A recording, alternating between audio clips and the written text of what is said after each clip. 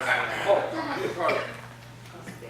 Because the Bible says they loved her, I would be inclined obviously to believe that. But what I would take from that, given the situation, is that it was a very selfish love. Oh, that's a good point. Very selfish love. I also believe he loved her. He loved her a great deal. He loved her beyond love. And as soon as she didn't love him the same way, he no longer loved her that much. Oh, that's a good point. At that moment, he I changed. don't know what changed. Give me a second here.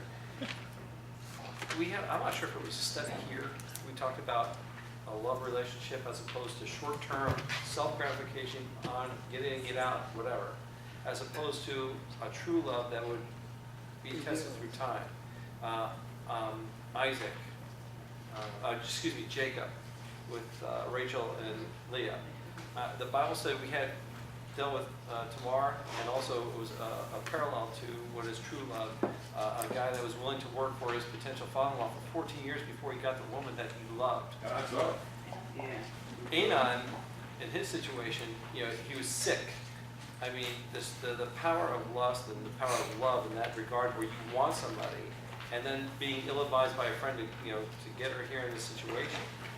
Tamar wasn't totally, he said, don't do this. We can do it the right way, and we can go to David, and I'm sure he'll give me to his wife. He didn't. If he really loved her, he would say, honey, whatever you want. I mean, now I'm not sure what the customs were for men and women back then, as far as being subservient or whatever. I'm not trying to be that rude, I don't think David would. but I was saying is, if he still loved her, even if and he was stronger than her according to the word, he overpowered her and raped her. I mean, that's So not, there was like a plot, that's not love. That's right? a plot. Because he was plotting, So right? There was a plot, there was a scheme going on. Get her into your room, this is how you can do it, pretend like you're sick, set everybody because out. your house sick anyway. Yeah, he played fun with the whole thing, yeah. Yeah. But honestly, how could he love her when he has to trick her? And that's, Because, if he really loved her, he would honestly pursue and try to make her feel special, not just I pretend that think, he's sick just so he can take care of her and take advantage of her. I don't well, know. and that's a good point.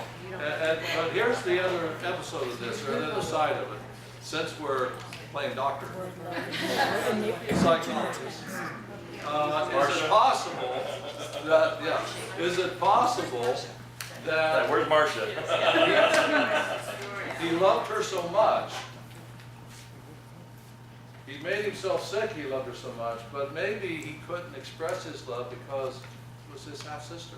Yeah, but he wasn't even married to her. But he I did express understand that. that he thought was love. But why, Exactly. but I'm just saying, to get himself so sick, maybe he couldn't outwardly say, I want to date you, I want to go out with you, I'd like to escort you, whatever, because you're my sister. Right. But it's They had the just, same mom. Okay, so anybody have a Hebrew But concordance? God says, Does anybody have a concordance in the Bible don't do this and keep that will tell you what that word love means? That's a good point. Details. So it's, to Ed's point, there is a crack in the armor.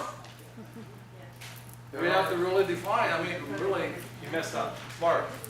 Here's, I think that's probably right, because you've got to look at the term love and where it comes from, because if you have your Holman, is your Holman Bible? Yeah. In the Holman Bible, it uses the word infatuated, not love. So that puts it in a whole different light between infatuation and love. Not to mention the fact that she probably wasn't that good of a cook.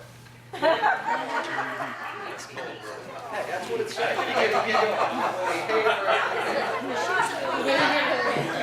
Okay, so I think then we can agree that he's got the wrong definition of love to start with. but honestly, if he doesn't know what love is, or if he can't express it, then he doesn't know what love is. Good point. What's love got to do? What's love got to do? But in the midst of it, didn't she say, don't do this wicked sin? In the midst of it. Yeah. He was coming on to her, he said, don't do this. She tried to get away from it. He's got the green light now, man. It's all systems go. So if he loved her, he would Now have he's, stopped. now he's He would have nuts. respected her wishes. Now he's nuts. Right? All right. But the problem is, okay, the problem is, she is so devastated by this, her life changes. Her life changes, right. Her life changes. Let's read, continuing on, verses 20 through 22. Who would like to read that? 20 through 22. Her brother Absalom said to her, "Has Amnon your brother been with you? Be quiet now, my sister. He is your brother. Don't take this thing to heart." And Tamar lived in her brother's Absalom's house, a desolate woman. When King David heard all this, he was furious. Absalom never said a word to Amnon, either good or bad. He hated Amnon because he had disgraced his sister Tamar. Okay. So, remember I said there was 3 involved here. You've got Amnon who committed the rape. You've got his half-brother, who is the full brother to Tamar. Absolutely, yeah. And who? Jonadab. And that's not the one I'm thinking of, quite frankly. The third rascal that I feel made a huge mistake here. Who? David. Because he allowed him. He didn't do anything. No, he didn't allow it. He just didn't do it. No, he wouldn't say wanted to rape her. But he didn't do anything afterwards. He was furious, but he didn't do anything. But no, he punished Amnon to a degree. Well, let's continue to read. Yeah, okay, all right. The story continues. What's the blank? The story continues. Who's going to read? This is a little bigger, because now we got Amnon versus What's the Absalom, blank? right? Pardon me? What's the What's blank the of all the verses? Oh, can you think of any real life event? We have to be what of certain people in our lives? Aware. We have to be aware of certain people in our lives. Now, let me tell you what that means. You have a relationship with somebody. And how many times have you, it could be maybe your kids, teenage years in particular, because they're more influential at that time. It could be a wife when she comes home from going out or visiting her girlfriends. It could be the husband coming home from the pub, watching the sports, the basketball, watching March Madness. And my point being is this: have you ever seen a little bit of a personality change? Where if they have somebody that's really close to them in their life, they may start acting a little bit like them, talking a little bit like them. And how many times the parents said, where did you learn to talk like that? Or, where do you think you get off talking back to me? Now, I don't care, you're going in there, you're doing this, that, but I'm still your mom. I'm still your dad. You respect me. But all of a sudden, you have to be aware of people, because guess what? And there are some that we even try to break up a relationship.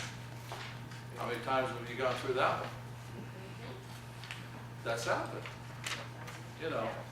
What in the world are you seeing him, girl?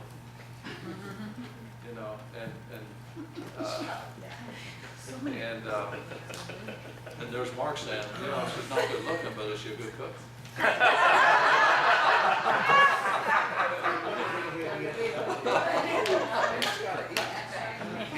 That class looks for cooking. But isn't that true? There are going to be people working behind the scenes that sneaky person, that Jonadab, that are saying things like that. You have to be aware of people who are negative and they're conspiring without you not even knowing it behind the scenes. And let me tell you where it even happens more. I know that there's been a few that's had a relationship that broke up, maybe prior to marriage, maybe after your marriage. But during that split, you had friends saying you should be doing it. You have every reason. You should split up. You should do it. And I'm saying right now, you've got to be very, very careful who you're listening to. Because if it's not pastor, if it's not a counselor, if it's not somebody who's going to take a neutral position and just talk about the relationship, the strengths and the weaknesses, you're going to have people say you're doing the right thing. You don't do this, you don't do that, don't call him back, don't you call her, and don't you do this, and that just confuses the person. And they start listening to outside noise and outside influences and don't realize it. And it's not necessarily that person's a Jonadab. They have a relationship with you. Mike's my buddy, and I feel that I'm smarter than him, so I'm going to give him some advice on how to handle this relationship. Because she just didn't treat him right, and I'm going to tell him just to tell her how the cow ate the cabbage. Because you have experience from your third marriage. That's right. I've been down that 3 times, so I'm a good advisor. For the newbies, no, I haven't. I've only. That's my lovely wife, Marty. But what I've also learned is that it doesn't matter how many times you've been in that situation, it doesn't make you an expert. You just have prior knowledge of the situation. But you have experience. Exactly. You have more experience that you can apply. And what didn't kill you the first time is making you stronger now. Yeah, but honestly, if you knew that situation was gonna be horrible, why would you put yourself in that situation again? Because of love. It doesn't matter. Because I don't believe he would do that. Why would you do it? But that's easier said than done. That's But easy. If you think that's the situation that I'm saying, and I mean this in all due respect, and I'm not saying that because you're only 20 years of age. I don't care if somebody's 21.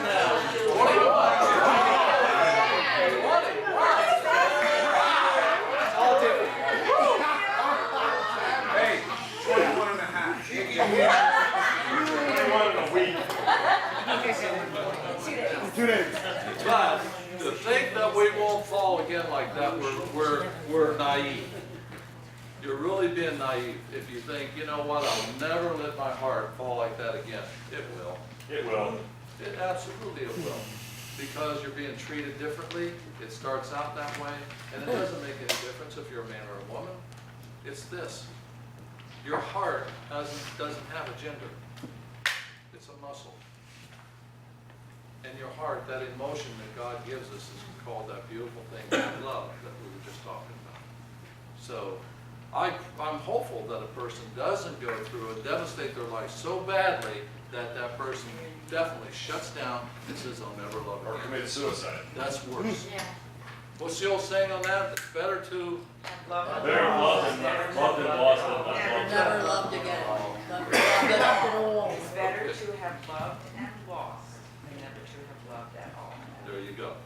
There you go. I think that's true. That's all I Yeah. agree.